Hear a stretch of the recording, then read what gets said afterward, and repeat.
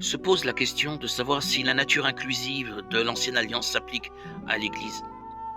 Le jour de la Pentecôte, Pierre a dit « Changez d'attitude, que chacun de vous soit baptisé au nom de Jésus-Christ pour le pardon de vos péchés, et vous recevrez le don du Saint-Esprit. » En effet, la promesse est pour vous, pour vos enfants et pour tous ceux qui sont au loin, eux aussi en grand nombre. Le Seigneur, notre Dieu, les appellera. Acte 2, 38-39. Le terme enfant, teknon, en grec, signifie fils, fille. Acte 2, 39 indique que le pardon des péchés est accessible à tous. Acte 1, 8, y compris aux générations à venir, ceux qui n'appliquent pas le salut de toute la famille ou du foyer. Les enfants de ceux qui se répandent sont également appelés à se repentir. Le passage biblique qui semble correspondre le mieux à ce sujet est 2 Samuel 12, 21-23. Le contexte de ces versets est l'adultère que le roi David a commis avec Bathsheba, laquelle est tombée enceinte. L'Éternel a alors envoyé le prophète Nathan auprès de David pour l'avertir qu'à cause de son péché, il ferait mourir leur enfant.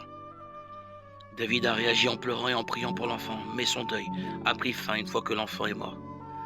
Ses serviteurs surpris ont demandé au roi David « Que signifie ta façon d'agir ?» Tant que l'enfant était vivant, tu jeûnais et tu pleurais. Maintenant qu'il est mort, tu te relèves et tu manges. Il répondit lorsque l'enfant était encore vivant, je jeûnais et je pleurais, car je me disais, qui sait, peut-être l'Éternel me fera-t-il grâce et peut-être l'enfant restera-t-il en vie. Maintenant qu'il est mort, pourquoi jeûner? Puis-je le faire revenir? C'est moi qui irai le retrouver, mais lui ne reviendra pas vers moi. La réponse de David indique que ceux qui n'ont pas eu la possibilité de croire sont sauvés par Dieu. David a dit qu'il y révèle l'enfant, mais qu'il ne pouvait pas le faire revenir. On voit aussi, et c'est tout aussi important, que David semble consolé par cette certitude. Autrement dit, David sait qu'il reverra son fils au ciel, même s'il ne peut pas le refaire revenir.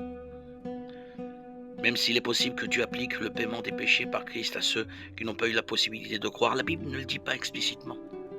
C'est donc un sujet sur lequel nous ne pouvons pas être trop catégoriques ni en faire un point de doctrine. Le fait que Dieu applique la mort du Christ à ceux qui n'ont pas pu croire semble conforme à son amour et à sa miséricorde. Dieu applique le paiement des péchés par Christ aux bébés et aux handicapés mentaux, puisque leur état mental ne leur permet pas de comprendre leurs conditions pécheresses et leur besoin d'un sauveur. Mais encore une fois, nous ne pouvons pas en faire un dogme. Ce dont nous sommes certains, c'est que Dieu est amour, saint, miséricordieux, juste et bienveillant, que tout ce qu'il fait est juste et bon et qu'il aime les enfants plus encore que nous.